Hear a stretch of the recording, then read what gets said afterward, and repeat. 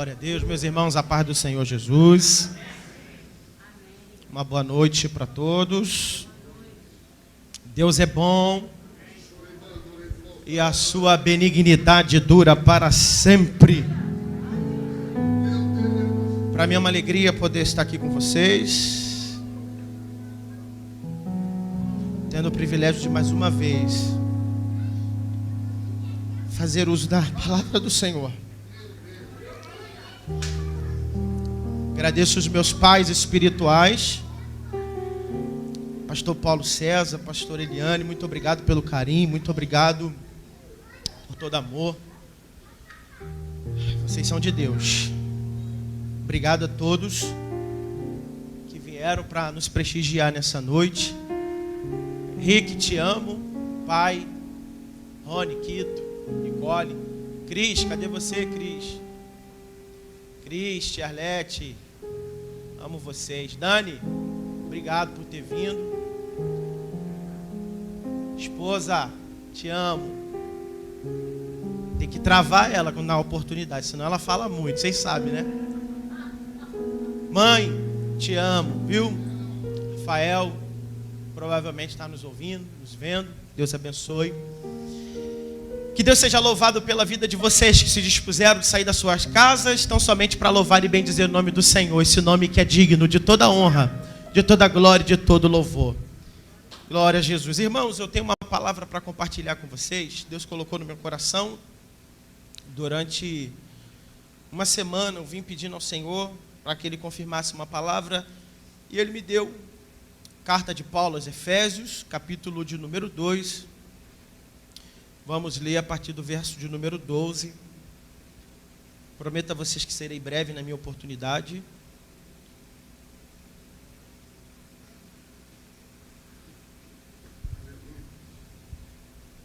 Efésios. Pessoal do bem, Deus abençoe vocês, viu?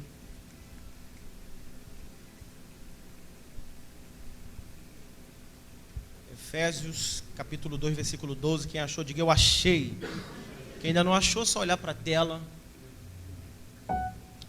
Que naquele tempo estáveis sem Cristo, ou estava sem Cristo, separados da comunidade de Israel e estranhos às alianças da promessa, não tendo esperança e sem Deus no mundo. Mas agora em Cristo Jesus, vós, que antes estavas longe, já pelo sangue de Cristo, chegastes perto. Porque Ele é a nossa paz, o qual de ambos os povos fez um, e derrubando a parede de separação que estava no meio, na sua carne desfez a inimizade, isto é, a lei dos mandamentos, que consistia em ordenanças, para criar em si mesmo dos dois um novo homem, fazendo a paz, e pela cruz reconciliar ambos com Deus, em um corpo, matando com ela as inimizades. E, vindo ele, evangelizou a paz a vós que estáveis longe e aos que estavam perto, porque por ele ambos temos acesso ao Pai em um mesmo Espírito. Assim que já não sois estrangeiros, nem forasteiros, mas concidadãos dos santos e da família de Deus, edificados sobre o fundamento dos apóstolos e dos profetas, de que Jesus Cristo é a principal pedra de esquina. E você diga graças a Deus. Pode se assentar, adorando e bendizendo o nome santo do Senhor.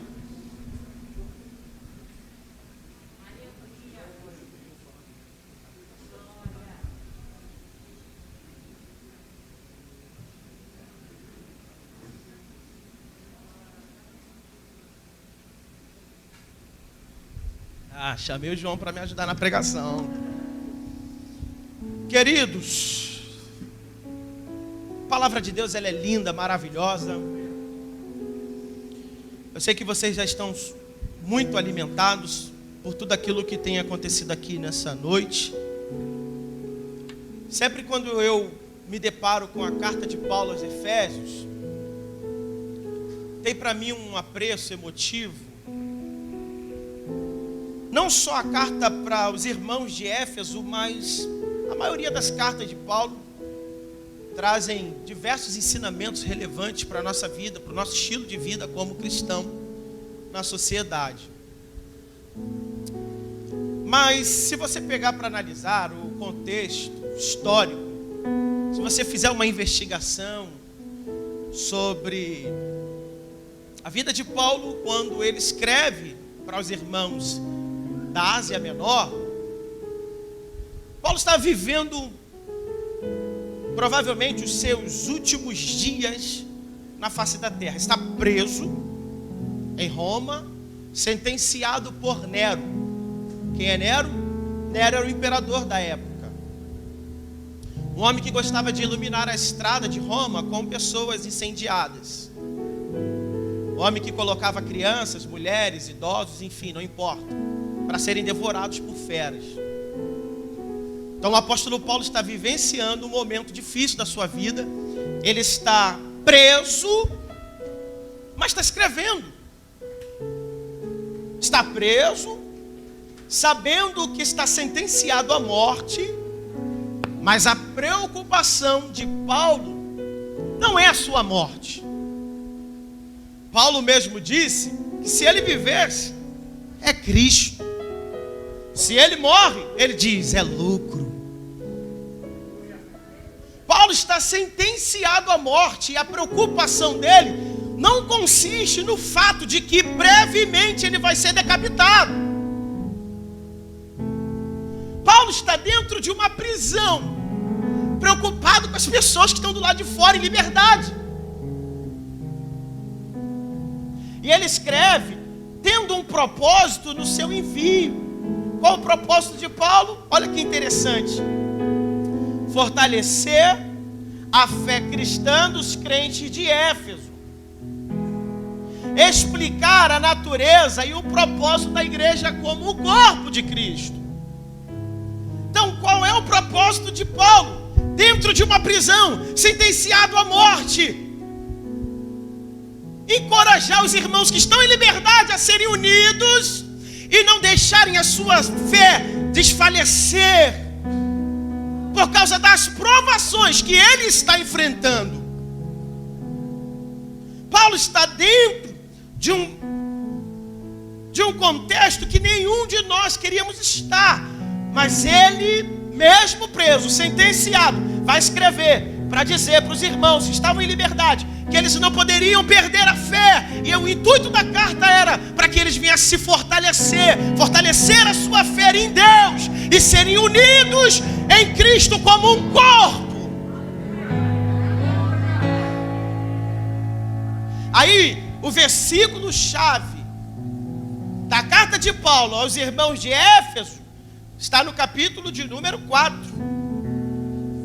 versículo do 4 ao 6, que diz: há um só corpo e um só Espírito, como também fostes chamados em uma só esperança da vossa vocação, um só Senhor, uma só fé, um só batismo, um só Deus e Pai de todos, o qual é sobre todos e por todos em todos vós. Paulo está preso, sentenciado à morte. Está chegando a vez dele de perder a cabeça por causa do evangelho. Paulo vai ser morto aqui, não é por ser um bandido, um malfeitor. Paulo está sendo preso porque está sendo acusado de incendiar Roma junto com os irmãos. Paulo vai ser morto aqui porque prega Jesus como Senhor e Deus. E ele está pronto para perder a cabeça, mas ele sabe que do lado de fora tem um grupo que precisa ainda ouvir ele, tem um povo que precisa ser fortalecido por ele. a nossa vida, nosso momento presente, mesmo diante de tanta dificuldade e adversidade, não se compara com as provações que Paulo enfrentou. Provavelmente essa é a segunda prisão dele. Foi chicoteado diversas vezes e apedrejado diversas vezes. Sofreu naufrágio, frio, nudez, fome, e aprendeu a passar por tudo isso sem deixar de dar glória a Deus. Eu sei que a nossa vida não se compara, mas existem algumas pessoas que têm esse chamado de fortalecer os outros, enquanto ele precisa ser fortalecido.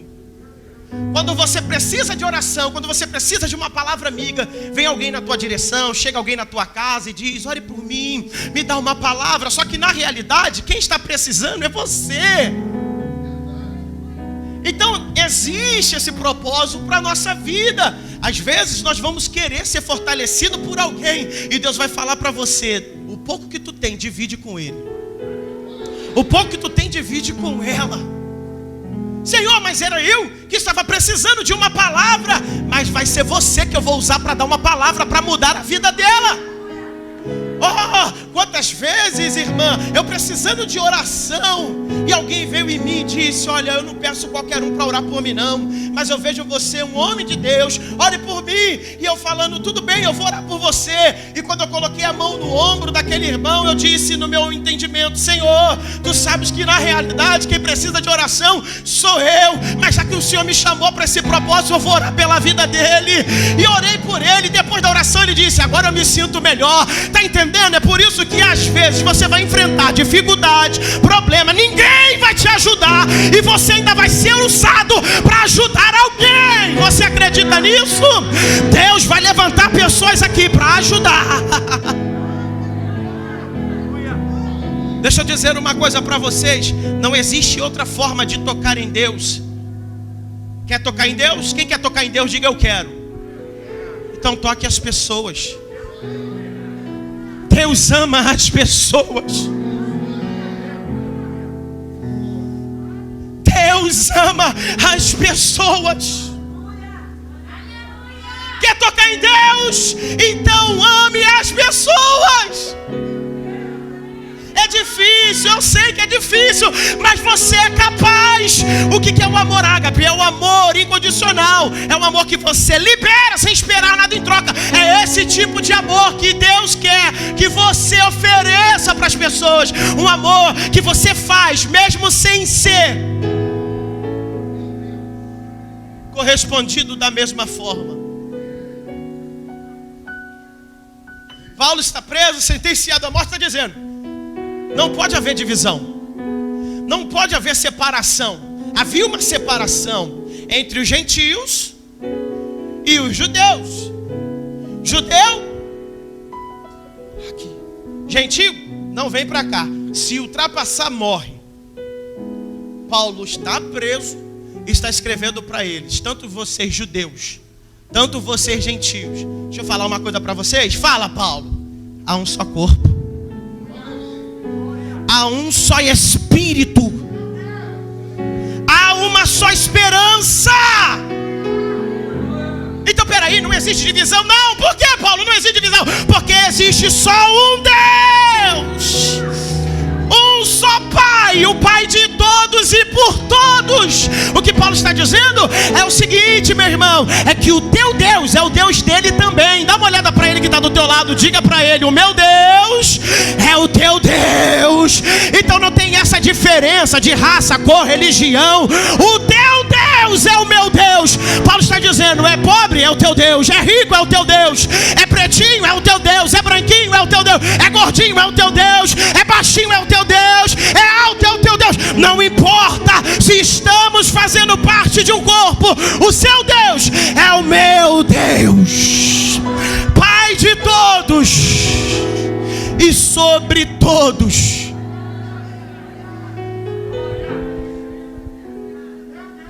Os judeus se sentiam o dono da promessa.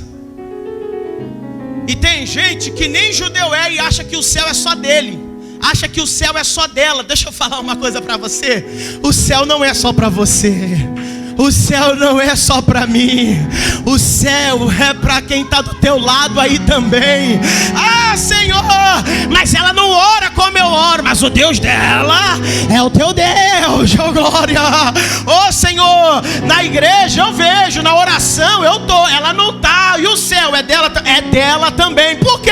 Porque o teu pai é pai dela, e é sobre ela também. Aleluia. Existe divisão, Paulo? Não existe. Paulo, você está sentenciado à morte, você está preocupado com a gente aqui fora. Nós que somos judeus, a promessa é nossa. A promessa. Aí Paulo começa a escrever no capítulo de número 2, dizendo o seguinte: vocês foram vivificados, estando mortos em ofensas e pecados. Paulo, essa palavra é para quem? Para nós que é gentil? Não, é para todo mundo, vocês. Porque a igreja em Éfeso era composta tanto de judeus quanto de gentios.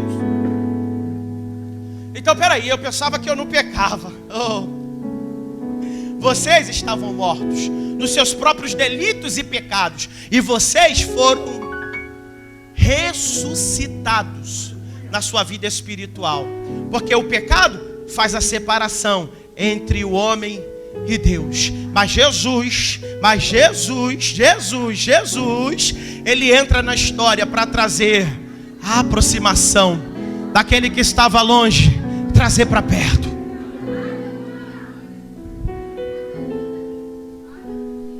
Nessa carta de Paulo a Efésios, ele explica as bênçãos maravilhosas que nós recebemos por intermédio de Cristo. Nós recebemos por intermédio de quem? De quem? De quem? Não ouvi? Oh, glória, obrigado. De Cristo. E ele vai fazer referência da igreja como um corpo, como um templo, como uma noiva, como um soldado.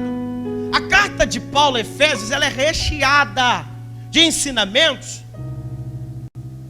de altíssima relevância para nós. Isso aqui está no exponencial. Paulo ensina como os pais devem tratar os filhos, como os filhos devem honrar os pais, como os servos devem tratar os senhores, como os senhores devem tratar os servos, como o marido deve tratar a esposa, como a esposa deve tratar o marido. E outra, ele ainda deixa claro na sua carta que existe uma necessidade de nos preocuparmos com o mundo espiritual. Ele diz: esteja pronto, revestidos de toda a armadura de Deus, para que possas resistir no dia mau. O que seria o dia mau? O dia mau é o dia onde o inimigo intensifica a luta dele contra a nossa vida. Paulo está dizendo: fazendo tudo isso você vai ficar firme. O que é resistir? Resistir não é tomar pancada do diabo. A Bíblia, ela é terrível. A Bíblia diz para você fugir da aparência do mal, mas ao diabo ele diz: resiste. A palavra resistir aqui, no seu contexto original, é enfrentar. Está em frente à luta. Paulo está dizendo: se revistam de toda a armadura de Deus, para quando chegar o dia mau, vocês estarem em frente à luta. Está pronto para a guerra, está pronto para lutar. Dentro dessa perspectiva, no capítulo 3 ele diz, né? Por essa causa me coloco de joelho. E ele faz uma oração em agradecimento ao Senhor pelo tempo que ele passou com os irmãos de Éfeso. Cerca de 3 anos ele conviveu com os irmãos de lá, da Ásia Menor. E ele diz: por essa causa me ponho de joelho. Eu fui pesquisar que causa é essa, Senhor. Qual é a causa que Paulo está se prostrando agora? Está dizendo: me coloco de joelho. Aí no capítulo 3, no versículo 1, está dizendo: por esta causa, por amor de vós. Por amor de vós. Por esta causa me ponho de joelho. Eu prisioneiro de Jesus Cristo, por vós. Por amor de vocês, eu me coloco de joelho. E eu entendi. Paulo vai orar por eles, para que eles recebam o entendimento, para que eles recebam o Espírito Santo na sua plenitude. Mas antes ele faz uma declaração interessante. Por esta causa, que causa? Por amor a vocês. Por amor a vocês eu me coloco de joelho. Paulo traz um ensinamento para nós interessante, que não adianta a gente se colocar de joelho para fazer petição por alguém, se a gente não ter o entendimento que antes daquilo que você tem como objetivo possa te mover para fazer alguma coisa, o maior objetivo de você se prostrar diante de Deus para fazer a petição por alguém, é o amor que você sente por Ele. Antes de, eu tenho um motivo, qual é o motivo? Eu quero que a fulana de tal chegue ao entendimento, busque a Deus, faça, aconteça, mas a razão principal não pode ser essa.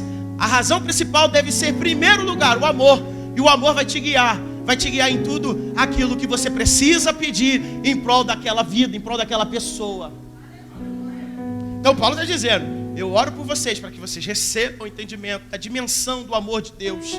Eu oro para que vocês recebam o Espírito Santo na plenitude, mas é por amor de vocês que eu me coloco de joelho. Lembra? Paulo está preso. Paulo está preso. E ele começa a demonstrar o seu amor através da escrita. E ele vai enviar para os irmãos que estavam ali, vivendo um processo interessante. E Paulo está dizendo que havia um muro de separação. Havia um muro de separação que separava o judeu do gentio. Provavelmente no templo. E existe placa proibitiva, isso foi achado. Placas proibitivas dizendo que quem atravessasse ou passasse por outro lado seria culpado pela sua própria morte. Então você vê o nível da situação. Paulo está escrevendo para ele dizendo, naquele tempo, vocês estavam sem Cristo, separados da comunidade de Israel. Estavam estranhos às alianças da promessa. E não tendo esperança e sem Deus. Isso aqui é uma palavra para todo mundo. Paulo ele usa duas comparações. Primeiro, os que estavam longe foram aproximados. Diga comigo, os que estavam longe foram aproximados. A parede de separação foi derrubada. Ou seja, aquilo que separava foi derrubado. E ele nos deu a paz. Por que ele nos deu a paz? Depois que derruba o muro da separação. Porque havia inimizade entre eles. Havia inimizade entre o povo. E aí o apóstolo Paulo, ele começa a dizer, vocês estavam separados. Essa era a realidade deles. Essa é a linguagem que Paulo usa. Separados, estranhos, longe, distantes, sem esperança, sem Deus. Só que tudo isso termina. E quando é que termina? É quando Deus envia o Filho dele. Porque quando Deus envia o seu Filho para morrer na cruz, ele não morre só por um, por outro, por A, por B, por judeu, por gentio. Ele morre por toda a humanidade.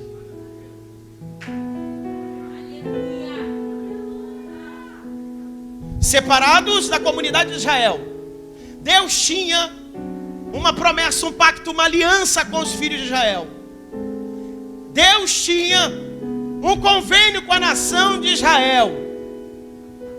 E aí, todos aqueles que não faziam parte da nação, todos os estrangeiros, eram separados. Ou seja, a promessa é só para mim. Você está separado. Paulo enfatiza, não tendo esperança e sem Deus no mundo. Todo povo só poderia ter a ideia, só poderia saber ou tomar o conhecimento desse pacto da promessa através do amor de Jesus, que tendo derrubado a parede da separação, agora uniu tanto judeu como gentil e fez dele um só povo. Um só povo. Estávamos separados, estávamos sem Deus, não tínhamos esperança. Perceba, essa é a realidade que eles estavam vivendo, mas essa é a nossa realidade antes de Jesus chegar na nossa vida. Nós também estávamos sem esperança, sem Deus no mundo, não como uma localização no mundo, mas no que tange a pecaminosidade do mundo, a corrupção do mundo. Paulo está escrevendo, Paulo está dizendo que nós estávamos sem esperança, sem Deus no mundo. Como era a nossa vida? Como era a nossa realidade? Sem esperança. Qual era a expectativa que eu tinha de vida? Qual era a minha expectativa antes de Jesus chegar na minha vida? Qual era a esperança que eu tinha para o futuro melhor, para o futuro maior? Qual era a minha expectativa? Nenhuma, eu não tinha expectativa. A minha vida era de casa para o muro do campo na Coreia, de casa para o muro do campo, do muro do campo para casa. A minha realidade era essa. Eu estava sem Deus e no mundo, fazendo tudo que o mundo me oferecia. Mas aí a graça do Senhor me alcançou, te alcançou, foi te buscar. Você sabe onde a graça foi te buscar, onde ninguém tem coragem de ir. A graça foi lá e te alcançou e te deu esperança. Hoje você tem Deus.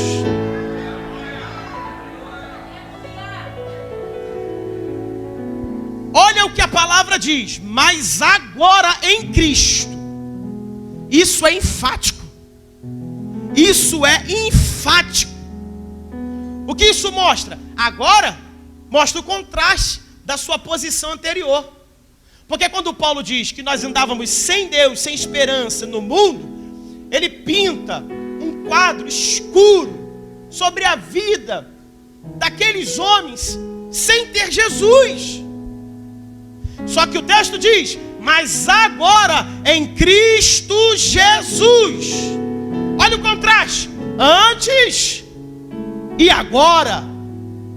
Antes aonde? No mundo. Diga antes. No mundo. Diga agora em Cristo.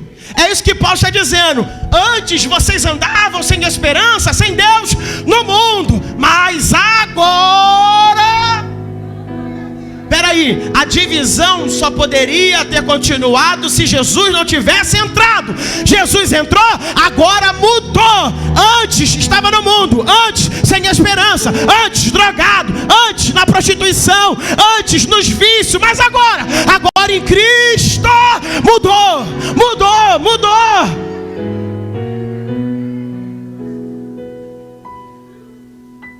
Qual era a condição? Qual era a nossa condição? Sem esperança. Diga, sem esperança.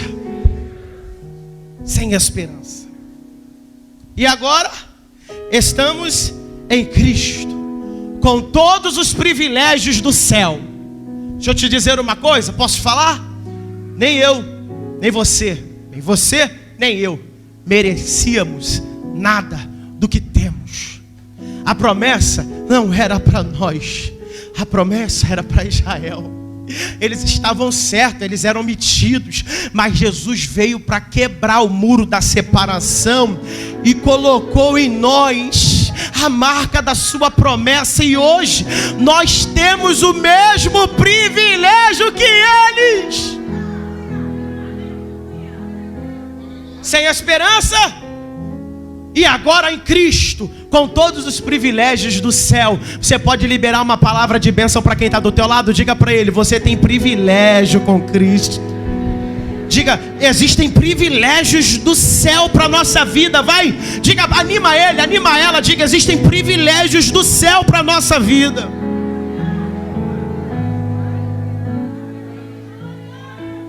Se você perceber, observe aqui os diversos, e eu já estou caminhando para o final. Existe aqui diversos contrastes nesse contexto. Primeiro, no mundo, e agora em Cristo. Naquele tempo, antes, diga passado, mas agora presente.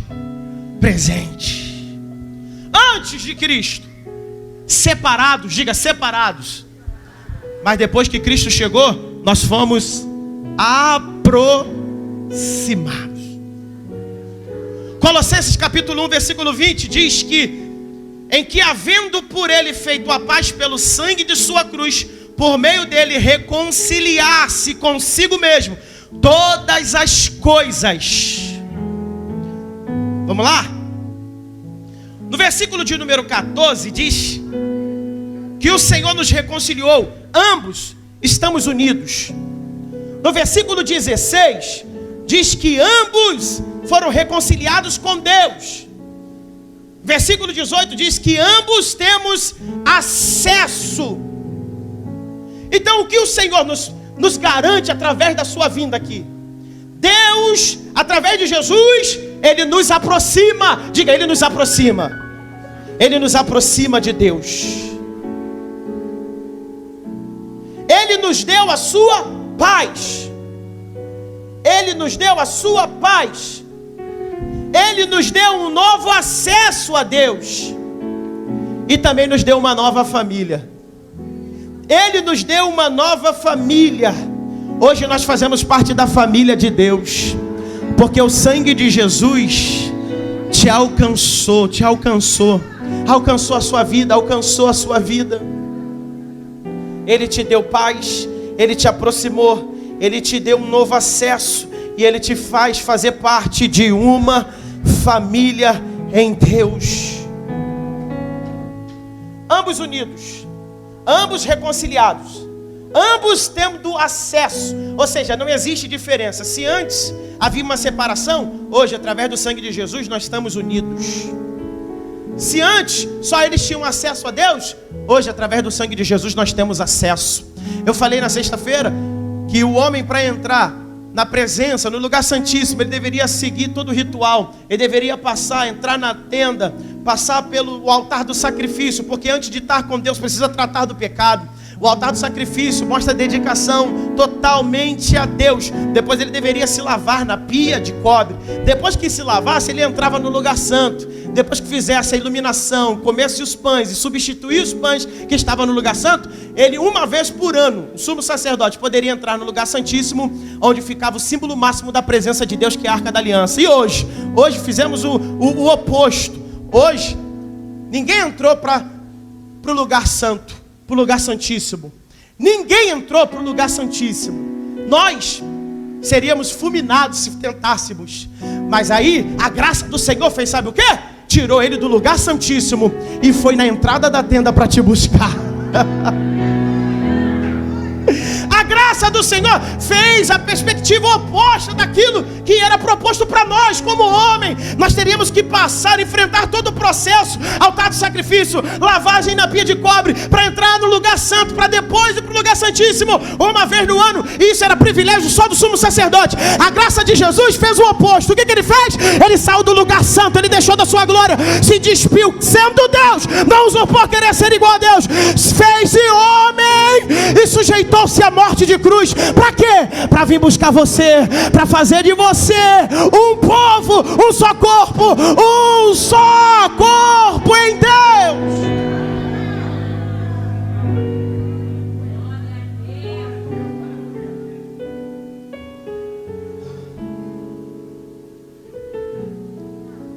Sérgio Lopes que diz, né, que o sangue de Cristo liberta de todo o pecado. A cruz do Calvário é o começo da nossa vitória. Havia separação, havia privilégios. Aí o Senhor pega e junta. Você que acha que pode, então você vai estar junto com quem acha que não pode. Você que acha que é capaz, então você vai estar junto com pessoas que se sentem incapazes. Você acha que pode, então você vai andar com quem todo dia está dizendo eu não posso. Vai colocar vocês no mesmo lugar para ter um só acesso. Ele disse, eu sou o caminho, eu sou a verdade, eu sou a vida, e ninguém vem ao Pai se não for por mim. Não tem outro acesso. Não tem outro acesso.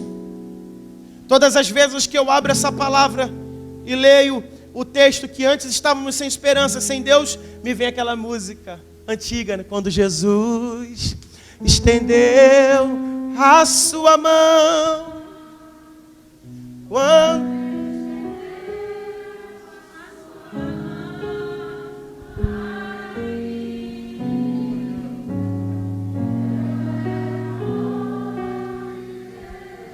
sem Deus,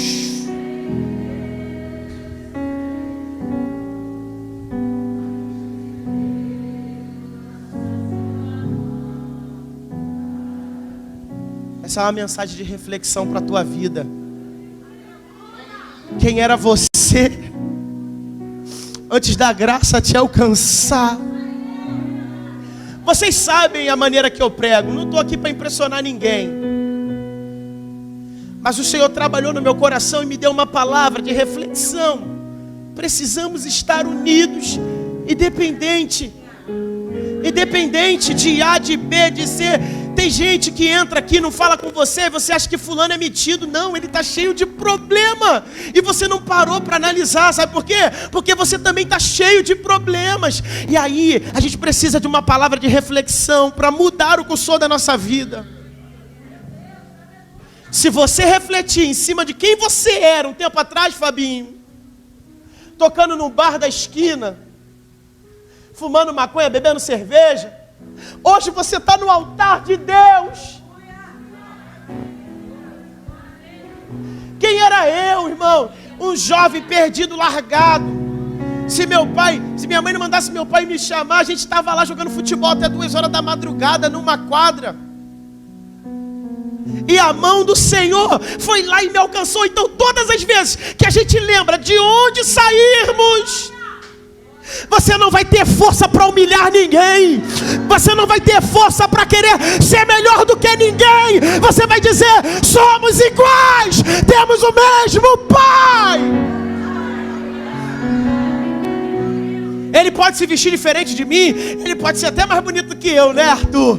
Mas o pai dele é o meu pai, o Deus dele é o meu Deus. E nós só temos um acesso, não dá para estar dividido. Temos que passar pela porta. E qual é a porta? Jesus, ele disse: eu sou a porta.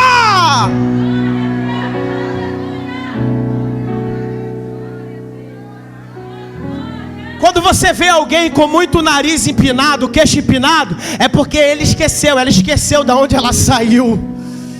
Aleluia. Antes de vir para a igreja, se olha no espelho, reflita, aponte o dedo e diga: rapaz, quem te viu e quem te vê, hein?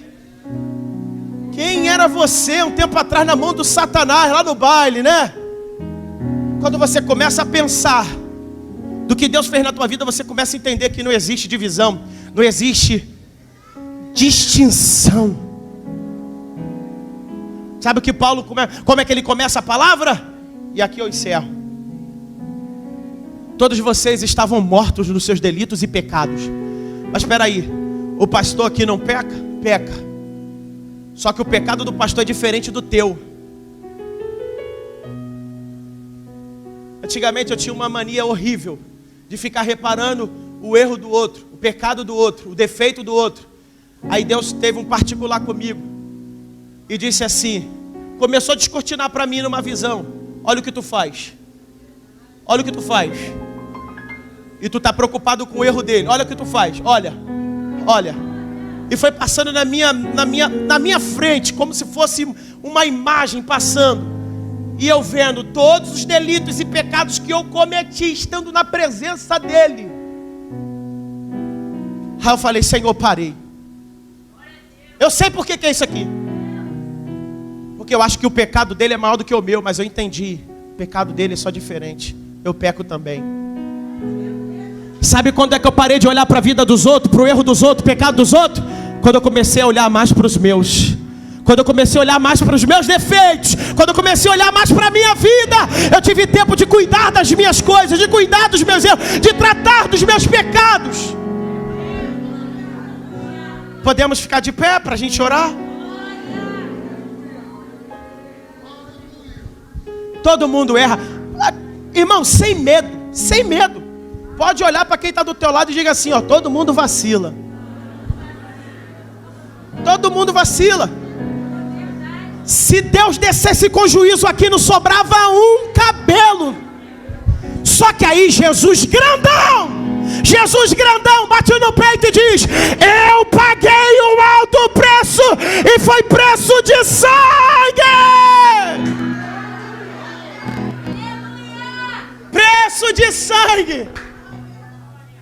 O texto diz que pelo sangue de Jesus nós fomos reconciliados em Deus. O que é reconciliar? É estabelecer paz entre inimigos. Você sabia que você era inimigo de Deus? Ah, mas eu nunca declarei que era inimigo de Deus. Quem se constitui amigo do mundo se torna inimigo de Deus. Reconciliar fala tornar amigos pessoas que brigaram. Conciliar coisas que parecem opostas. Então, quando Jesus veio derramar o sangue, Ele veio para nos reconciliar com Deus. Nós fomos reconciliados com Deus através do sangue de Jesus. Através do sangue de Jesus. Éramos inimigos, estranhos à promessa. A promessa era para um povo. Aí o Senhor, através do seu sangue, pega você, merece nada. Aí pega você, pega eu e coloca na bagagem que está rumo à promessa. Porque o sangue de Jesus nos tornou amigos de Deus. Oh, glória a Deus. Aleluia. Deus, aqui está o teu povo, Senhor, que ouviu a tua palavra. Quem éramos nós? Quem somos nós sem a tua presença? Quem somos nós, Senhor, sem a tua presença? Quem somos nós, Senhor, diante da tua grandeza, da tua glória? O Senhor se desfez de toda a sua glória e divindade, colocou de lado e disse: eu vou descer. Ah, Senhor, o Senhor veio e habitou entre nós. Buscou esse irmão no baile, buscou essa irmã, buscou a minha vida quando eu estava perdido, sem Deus, sem Jesus. Deus, obrigado, Pai, que os teus filhos saiam daqui pensativos na tua palavra, e que a tua palavra vai e produza o crescimento para o qual está sendo liberado nessa noite, em nome de Jesus, amém e amém. Deus abençoe.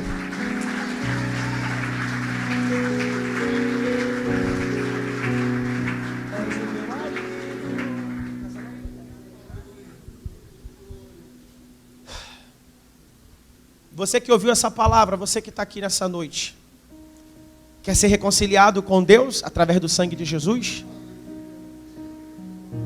Chega, rapaz. Já experimentou de tudo nessa vida. Vamos dar um basta. Vamos deixar Deus fazer na tua vida. Olha, vou dizer para você, eu sei qual é a sensação de estar com um fuzil na mão, tá? Eu sei qual é a sensação de estar armado, fumando maconha na esquina. Eu sei. É incrível. Eu tinha vergonha de levar a Bíblia. Mas se me desse um oitão enferrujado, eu colocava para fora e ficava dançando no baile.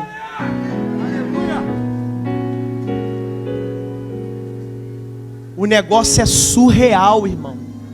A sensação de estar armado é incrível.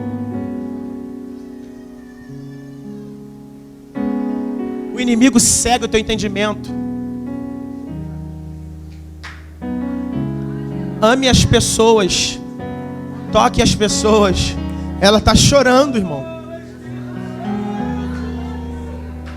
Ela está chorando.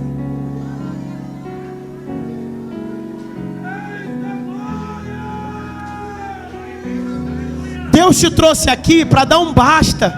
Ele quer uma aliança com você. O sangue de Jesus te torna amigo de Deus.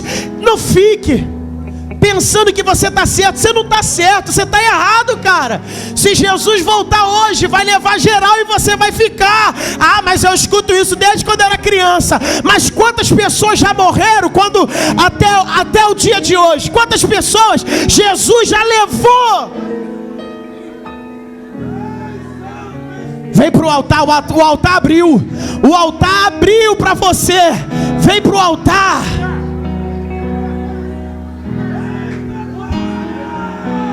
Aleluia. Aleluia. Aleluia.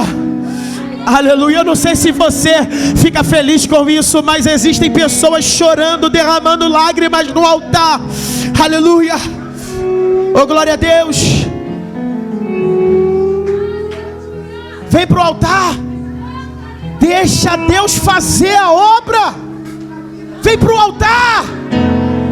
Como o pastor disse, hoje pode ser o nosso último culto na terra.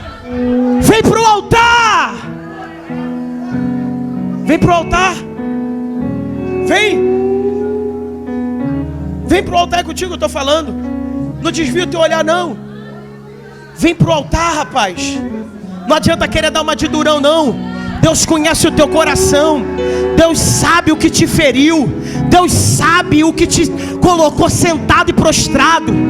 Deus sabe do que você pode, o que você não pode. Deus sabe do que você é capaz, do que você não é capaz. Ele sabe o que te prende. Mas sabe onde é o lugar que você vai quebrar tudo isso? É no altar do Senhor.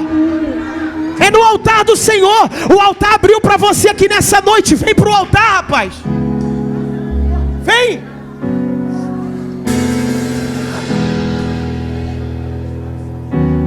Tem alguém mais? Levante a mão, deixa eu ver. Tem alguém aqui? Tem mais alguém? Eu vou entregar o microfone.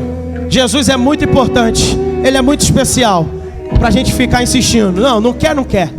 Hã? Cadê? Tem? Você? Você precisa? Você mesmo.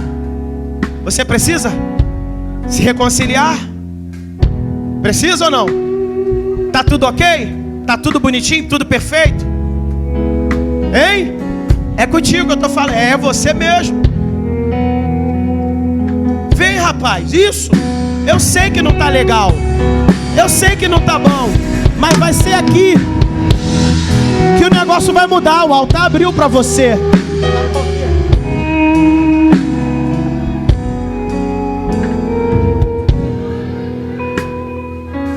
Qual é o teu nome?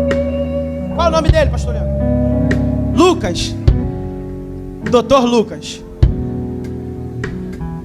Quer fazer a reconciliação com o Senhor hoje? Quer se entregar para o Senhor hoje? Renovar a sua aliança com Ele? Esquecer o que passou? O negócio é agora. Antes, passou. O negócio é daqui para frente. Dê uma oportunidade para você mesmo. Deus tem coisas grandíssimas a realizar na tua vida. Lucas, você quer hoje? Se você quer, eu vou aí te buscar. Só balança a cabeça para mim.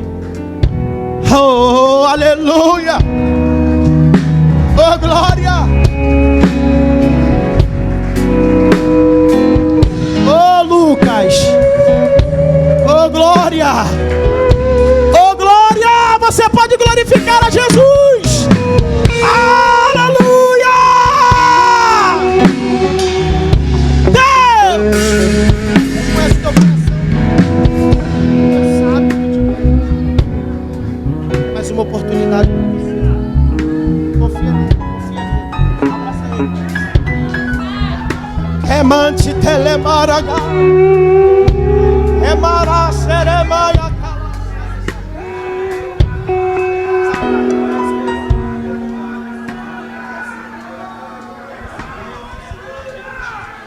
Há uma santa presença aqui nesse lugar. Pastor Paulo César,